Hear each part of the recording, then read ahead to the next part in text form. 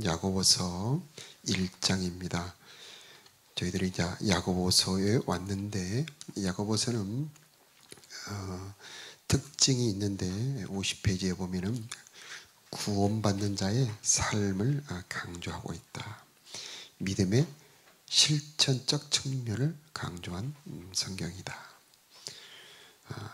로마서의 핵심인 마음으로 믿는 믿음과 대비되는 행동으로 나타나는 믿음을 강조하고 있다.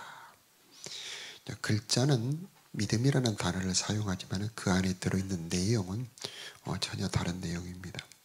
그래서 바울의 이신칭의 믿음으로 의롭게 된다는 사상은 자칫 오해를 불러일으켜 믿음만 강조될 뿐 믿음에 걸맞는 삶은 외면당하기 쉽다. 야고보서는 믿음으로 구원받는 사람들이 구원받은 이후에 어떻게 살아가야 할지를 가르친다. 구원은 믿음으로 받지만 그 믿음은 행위로 나타난다는 사실이다. 믿음과 행위 후 관계를 보여주는 이 야고보서는 행함 없는 거짓 믿음이 범람하는 이 시대의 성도들이 다시 한번 자신의 믿음을 점검해 보는 좋은 시금석이 될 것이다. 이렇게 설명을 하고 있습니다.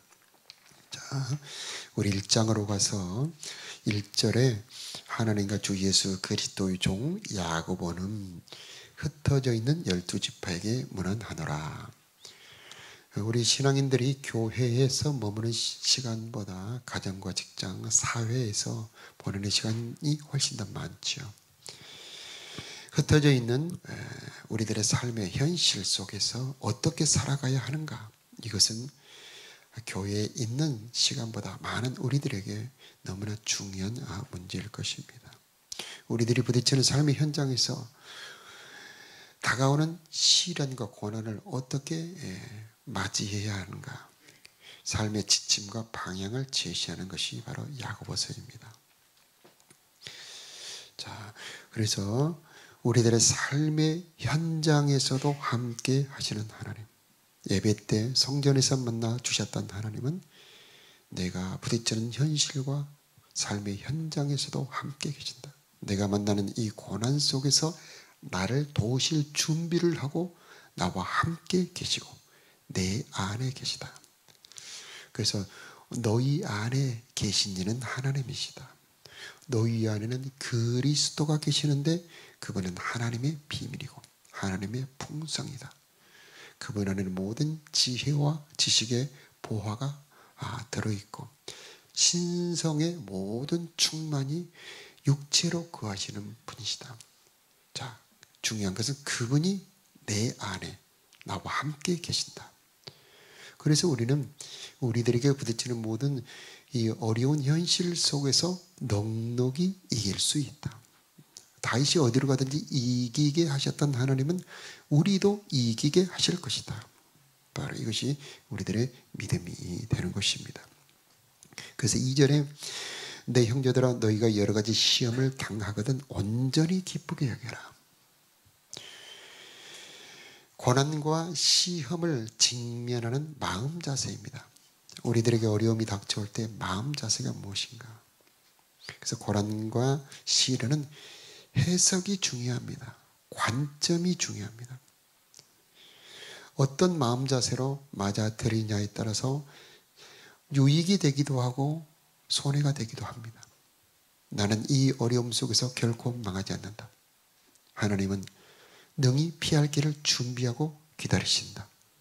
나는 반드시 어려움을 이길 것이다. 하나님이 나와 함께 계시고 나를 도우실 것이다. 이렇게 고난을 넉넉한 자세로 오늘 말씀대로 온전히 정말 기쁘게 여기는 마음 자세로 이 어려움을 감당한다면, 당면한다면 우리는 넉넉히 이기게 될 것이다. 자, 3절 보면은 너희 믿음의 실현이 인내를 만들어내는 줄 너희가 알 것이다. 고난의 가치와 유익을 아는 겁니다. 고난은 처음 당할 때는 쓰고 괴롭지만은 그것은 결국 우리를 유익하게 할 것이라는 것을 아는 겁니다. 그래서 이 고난이 어떤 유익을 가지고 있는가를 알 때에 이것을 기쁘게 맞아들일 수가 있는 것입니다. 4절에 인내를 온전히 이루라. 그래서 고난을 해석하는 단계에서 고난을 극복하는 단계로 가는 겁니다. 그 목적이 다시 한번 나오는데 이는 너희로 온전하고 구비하여 조금 더 부족함이 없게 하려 함이라. 성장 성숙하게 한다. 내 안에 그리스도의 형상을 온전히 이루게 하며 하나님의 영광 나라를 감당할 만한 자로 합당한 자로 나를 성숙시킨다. 그래서 이 고난은 결코 나에게 손해가 아니요 복이 되고 유익이 된다는 것입니다. 자, 건너뛰어서 12절로 가면은 고난의 유익이 나오는데 우리 12절과 13절을 함께 읽겠습니다. 시작. 시험을 잡는 자는 복이 있나니 이는 시련을 견디는 자가 주께서 자기를 사랑하는 자들에게 약속하신 생명의 멸류관을 얻을 것이기 때문이다. 아멘. 바로 시험 고난의 유익이 나옵니다. 시험을 잡는 자는 복이 있나니 그 시련을 견디는 자들에게는 주께서 자기를 사랑하는 자들에게 약속하신 생명의 멸류관을 얻을 것이다. 구원은 믿는 자들에게 주십니다. 죄인이든 어떤 그 사람이 어떤 사람이라 할지라도 아무 자격, 가치 없다 할지라도 다만 그 마음으로 믿고 입으로 시인하기만 하면 주시는 것이 구원의 선물입니다. 구원의 선물은 실로 너무 엄청난 겁니다. 모든 죄를 사하시고 흑암 권세에서 건져내서 사랑의 아들의 나라로 옮겨주시고 새 생명을 주셔서 자기의 아들이라 일컬음을 얻게 하시고 기도할 때 성령까지 주십니다. 이 크나큰 구원은 우리가 주님을 사랑하지 않아도 우리가 다만 주님을 믿기만 해도 값없이 주시는 겁니다. 그러나 하나님의 선물은 그 구원에 끝나지 않습니다. 하나님의 선물은 더 풍성한 것이 있습니다. 바로 사랑하는 자들에게 주시는 선물이 있다는 겁니다. 그래서 사랑하는 자들에게 약속하신 생명의 멸류관, 바로 이것이 구원받을 때 바로 받는 것 아닙니다. 바로 시련을 견뎌낸 사랑하는 자들이 받는 것입니다. 자, 여기서 시련을 견뎌내는 사람, 누가 시련을 견뎌내는가? 주님을 사랑하는 자들을 견뎌낸다는 것입니다. 하나님을 사랑하는 것이 왜 중요하냐? 하나님을 사랑하는 자들은 고난을 견딜 힘을 얻게 된다는 것입니다. 가장 대표적인 사람은 다윗입니다. 시편 18편에 나의 힘이 되신 여호와여 내가 주님을 사랑하나이다. 주는 나의 구원이시오 나의 방패시오 나의 피할 바이시오. 다윗이 그 엄청나게 몰아치는 어려운 고난을 이길 수 있었던 힘이 어디에서 오느냐? 바로 하나님을 사랑했다는 것입니다. 하나님은 사랑하는 자들에게 힘을 주십니다. 하나님이 주시는 힘은 고난과 시련을 넉넉히 이기게 하는 것입니다. 그래서 우리는 고난을 겁내지 말아야 됩니다. 고난이 몰아쳐올 때에 우리는 견딜 수 없을 때에 하나님께로 피해 들어가야 하는 것입니다. 우리들의 피난처, 우리들의 피할 바위가 바로 우리 주님이시기 때문입니다. 하나님께서는 우리를 사랑하시고 또 우리도 하나님을 사랑하기를 원하십니다. 왜냐? 사랑하는 자들에게 준비한 것이 많이 있기 때문입니다. 그래서 사랑하는 자들에게는 고난을 견딜 힘을 주시고 그 시련과 고난 속에서 그가 기업과 영광을 받기에 합당한 자로 장성하게 합니다. 그래서 우리 골로새서 1장에 그 기업을 받기에 합당한 자가 되게 하신 하나님께 감사하게 하기를 원하노라. 그렇게 기도하고 있습니다.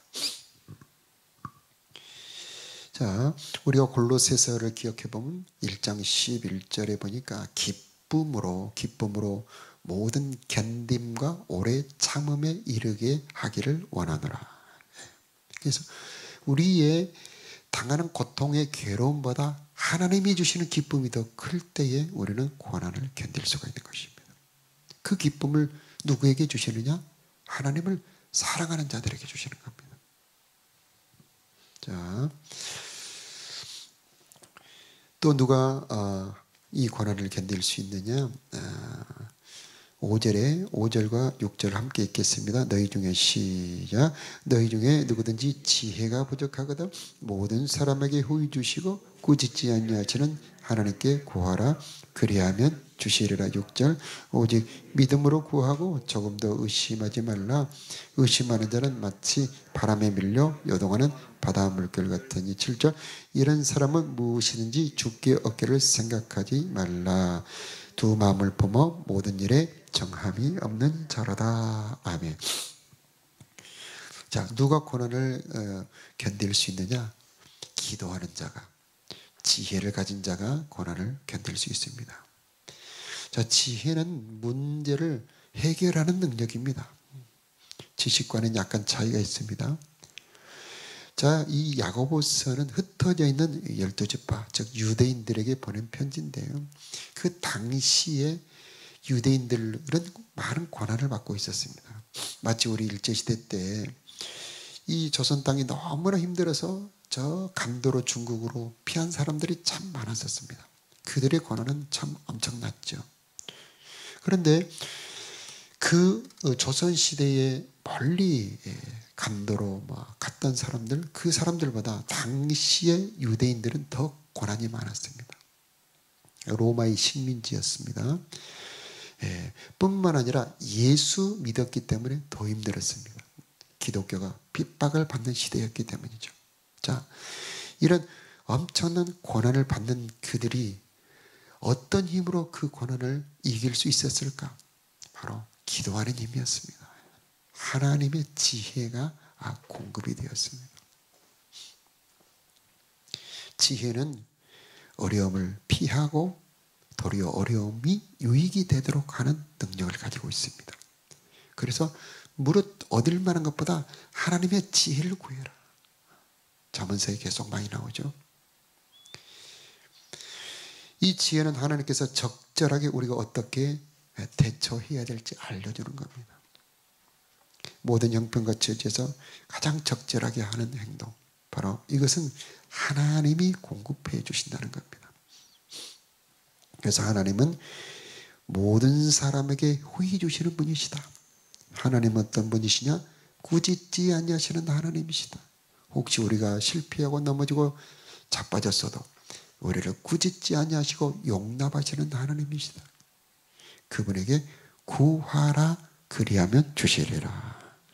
오늘 기도의 제목, 하나님 내가 여러 가지 시련과 고난을 견디고 이기는 지혜를 주옵소서.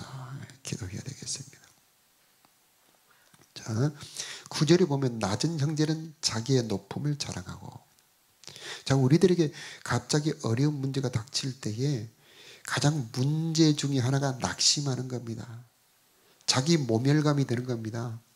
창피해요. 권투를 하는 사람들이 상대방한테 펀치를 한번 빡 맞으면 순간적으로 정신을 잃습니다. 우리가 보통 때는 잘 견디죠. 그러나 갑자기 어려움이 훅 들어오면 순간적으로 내가 가지고 있는 능력이나 판단력이 흐려집니다. 그리고 무너지기가 쉽죠. 그 중에 하나가 뭐냐면 내 자존감이 무너진다는 겁니다. 내가 이런 사람이구나 하고 자포자기하기 쉽다는 겁니다. 그러나 우리는 하나님을 의지하는 자가 되어야 하는 겁니다. 어떤 사람은 자기 자신에게 자존감에 뿌리를 내립니다. 어떤 사람은 재산이 많다고, 어떤 사람은 내가 인물이 잘생겼다고, 어떤 사람은 사람들이 나를 좋아한다고. 그런데 그것들이 순간 무너질 때 우리는 자기가 흔들리는 겁니다. 그래서 우리는 하나님에게 뿌리를 내리고 기둥을 세우는 자가 되어야 한다는 것입니다. 그래서 믿음의 뿌리를 내려라. 왜 내가 존귀한 자입니까? 학벌이 좋아서입니까? 재산이 많아서입니까? 아니다. 하나님이 나를 사랑하셨기 때문이다. 하나님이 나를 구원하셨기 때문이다. 하나님이 너는 내 아들이라고 인정하셨기 때문이다. 그래서 나는 보배롭고 존귀한 자입니다. 그렇게 자기가 무너지지 아니하고 하나님께서 나를 사랑하신다는 것을 알고 흔들리지 않는 사람은 어려움을 이길 수가 있습니다. 그런데 자신이 흔들린 사람은 시련을 못 이겨버립니다. 포기해버립니다. 그리고 망가진다는 표현을 하죠. 망가져버리죠. 그래서 낮은 형제는 자기의 높음을 자랑해라. 10절 11절에 보면 부한 자들은 자기의 낮아짐을 자랑할지니 이는 그가 풀의 꽃과 같이 지나간다. 자, 어려움을 견디기 어려운 이유 중에 하나가 뭐냐면 자만 때문에 그럽니다. 네. 굉장히 부자로 살던 사람이 갑자기 재산을 잃어버리면 견디기 어렵다고 그러잖아요. 내가 가져야 될 그 필요 이상으로 교만, 높은 마음을 가지고 있을 때 이 고난과 시련을 견딜 수가 없다는 겁니다.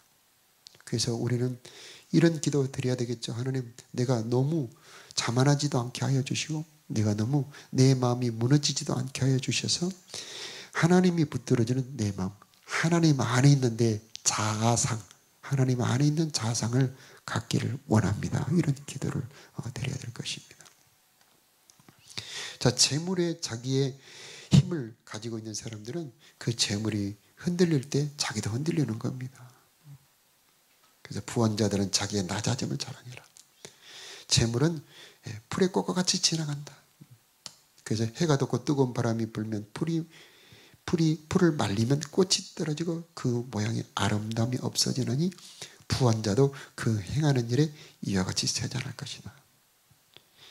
자, 세상에 있는 것 자기 자신에게 힘의 근원, 자기 자랑을 삼는 자는 어려움을 못 이깁니다. 실은 못 견딥니다. 그러나 하나님에게서 내 힘의 근원을 찾는 사람은 어려움을 이길 수 있게 되는 것입니다. 여호와는 나의 힘이요 나의 기쁨이요 나의 자랑이 된다. 그랬을 때 하나님은 우리를 고난을 넉넉히 이길 수 있게 만들어 주실 것입니다. 자, 마지막 13절 이하에 보면은 어떤 사람이 어려움을 이기느냐. 자, 13절, 14, 15절 함께 읽겠습니다. 사람이 시험을 받을 때 내가 하나님께 시험 받는다 하지 말지니 하나님은 악에게 시험을 받지도 아니하시고 진히 아무도 시험하지 아니하시느니라. 아멘. 오직 각 사람이 시험을 받는 것은 자기 욕심에 끌려 미혹됨이니 욕심이 잉태한 즉 죄를 낳고 죄가 장성한 즉 사망을 낳느니라. 아멘. 원망하는 자, 탓하는 자는 시련 고난 못 이깁니다. 예레미야 애가사에 나오죠. 그래서 하나님을 원망하지 말아라. 문제가 하나님께 있는 것도 아니고 환경에 있는 것도 아니고 내 속에 있는 부족함과 연약함 때문이라고 자기를 돌아보는 자는 이 시련 고난을 넉넉히 이길 수 있게 된다는 겁니다. 그런 사람들은 발전을 하는 겁니다. 자기를 개발하는 겁니다. 그래서 자기를 살피기 시작하고 자기 안에 들어있는 연약함, 부족함, 미련함을 벗겨내기 시작하는 겁니다. 이 고난과 시련이 가지고 있는 가장 좋은 점 뭐냐면은 눈이 열어지는데 무슨 눈이 열어지느냐? 내 안에 있는 연약함, 내 안에 있는 부족함을 볼 수 있는 눈이 열어진다는 겁니다. 보통 때는 그것이 잘 열어지지 않습니다. 그런데 비참하게 망가질 때에 모든 것이 무너질 때에 내 생각 속에 내가 생각하는 이 해석의 틀, 내가 생각하는 방식이 잘못될 수도 있다는 것을 살피기 시작하는 겁니다. 그때 하나님께서는 그 사람을 새롭게 진흙처럼 빚어낼 수가 있는 것입니다. 자기 안에 죄를 볼 수 있게 되고 그저 보통으로 지나갔던 말씀들이 마음에 부딪혀 오기 시작하는 겁니다. 그래서 고난당함이 내게 유익이라. 이로 인하여 내가 주의 율례를 배우게 되었나이다.